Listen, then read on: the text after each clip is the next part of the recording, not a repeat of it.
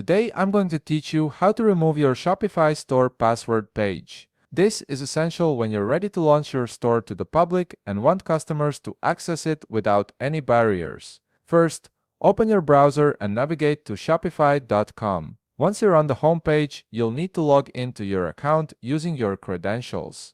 Make sure you have your username and password ready, as you'll need full access to your store settings to complete this process. After successfully logging in, you'll be taken to your Shopify dashboard. Now, direct your attention to the left side panel where you'll find various menu options for managing your store. Look for the option labeled Online Store and click on it.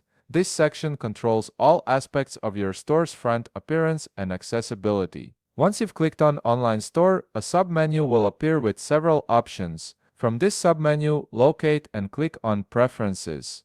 This is where you'll find the settings that control who can view your store and under what conditions. Now, you should be on the Preferences page. Here, look for a section called Store Access. This is the area that manages the visibility and accessibility of your entire store. Under Store Access, you'll see an option labeled Password. This is what's currently preventing the public from viewing your store.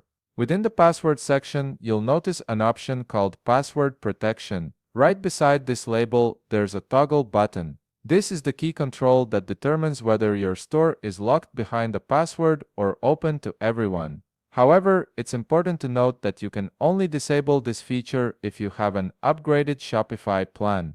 If you're still on a trial or basic plan, you'll need to upgrade first before you can remove the password protection.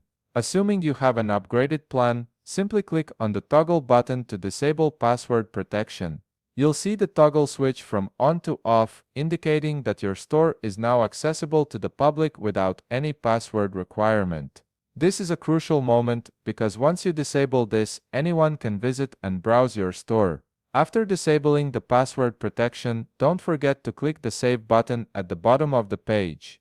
This step is essential as it commits your changes and makes them live. Without clicking Save, your modifications won't take effect and your store will remain password protected.